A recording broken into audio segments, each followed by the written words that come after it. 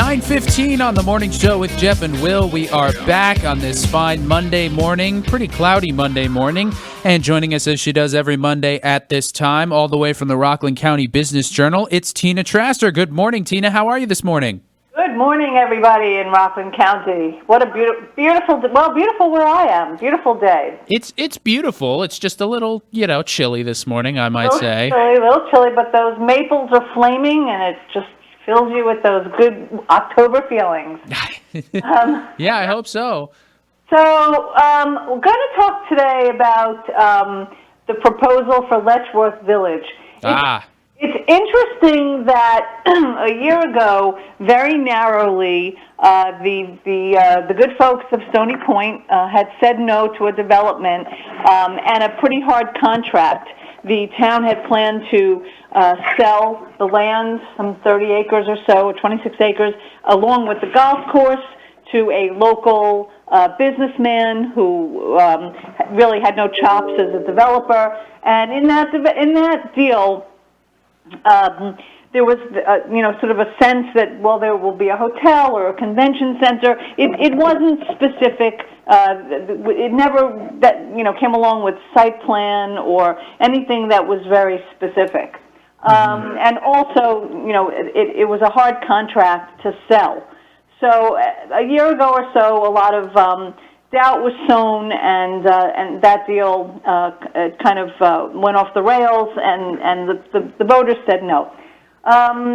Ding, ding, ding, back for another round of what do the voters have to say.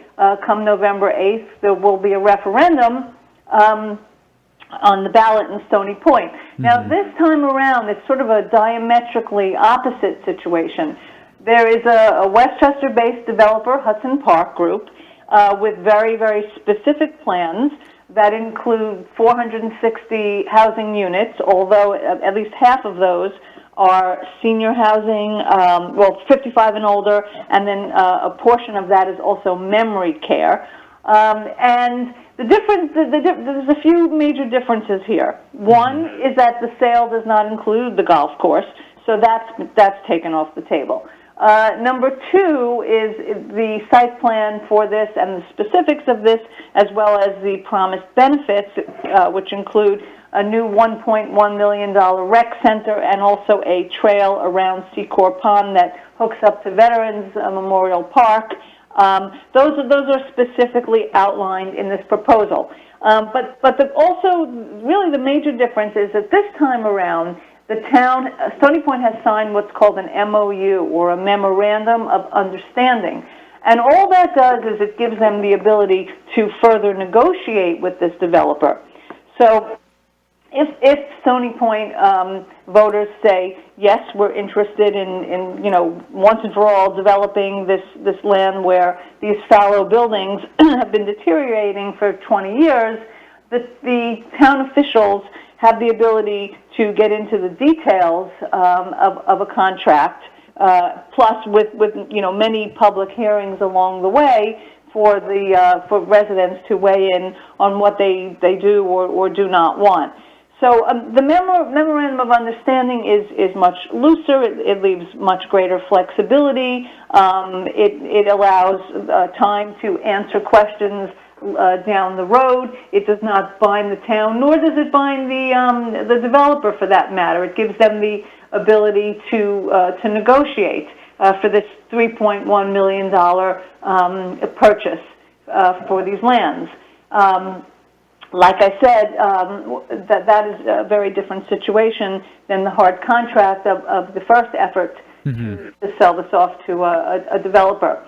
Now, the town, all the Stony Point town official, the board is endorsing this project because it represents, in their mind, opportunity. The site itself has been fallow for 2 decades, and the buildings are filled with asbestos. And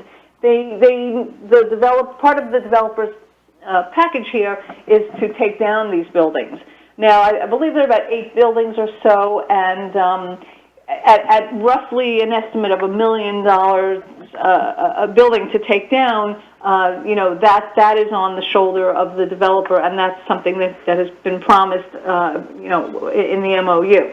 Mm-hmm. The other, I guess, upside to this, as the town board sees it, is many developers or prospectors have come to this site, and it's been very hard to ever really get anything this far or anything this specific, to rebuild that site, to do something with that site.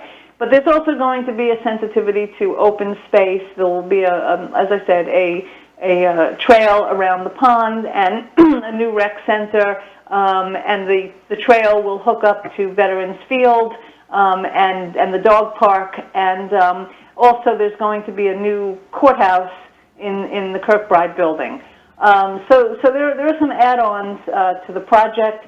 The town board also maintains that this is the kind of project, although there'll be an influx of probably over 1,000 people and 460 units, but with at least half being 55 and older, and then I think about a quarter in memory care, this is probably the least impact that a development can have as it relates to traffic and as it relates to school population. There will be an updated presentation at the Patriot Hills Golf Course. Mm-hmm. On this Wednesday, I believe at 7 p.m. The developer is coming to present what he's got. He had previously come to the town. I think it was back in, I don't remember. It was a few months ago when he originally unveiled the project. But he's back to talk to the town and to the residents, and presumably, answer questions about the development. Mm-hmm. That's some exciting stuff coming Stony Point's way. Now, as you were saying before, of course, I'm hearing a little bit of myself. As you were saying before, this is a lot more of a concrete contract, as it were. There's a lot more certainty in what's going to be coming as a result if this does end up going through after the vote and after the sale, of course. Are you seeing a more, I guess, optimistic look from the public? Have you been gauging any public response to this? I mean, we've still... Let me just clarify something. So what's more concrete is what the developer has in mind. Right. Well, what's more flexible is for the town's ability to negotiate as they go. Last time around, it was just the price was about the same. It was about $3 million, but the town was going to be handing off the land, the golf course, and it would have had no control once it had been sold. This still leaves all the flexibility in the world to hash out what's going to go on that land, and I think that's just a very important point for the public to understand.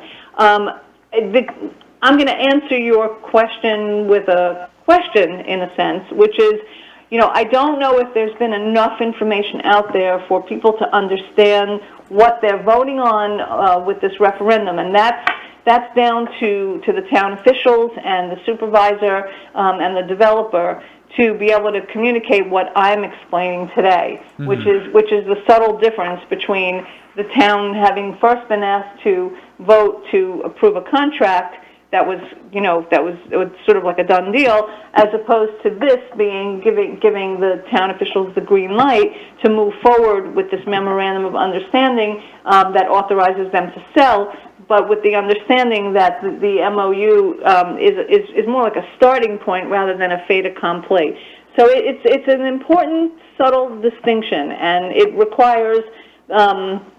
The people of Stony Point have a right to understand what they're being asked to vote on, understandably. Referendums or referenda are confusing often because they're usually one line on the back of a ballot, and oftentimes, people have listened to the scuttlebutt or they've heard stuff on Facebook, and they haven't taken the time to understand the issue that's being asked of them to vote on. I will say that if anybody does want to read Rockland County Business Journal's story on this, we just posted it yesterday, and it does outline, what this MOU is and what it means. Mm-hmm. Yeah. Do you think the MOU will severely affect the outcome of the election on this particular issue? Do you think that might push some people back in that there might be some like, I don't, I feel uncertain about this sort of flexibility there? Or do you think the contract as a whole is a little more, I guess, that they might see it as a little more positive because there is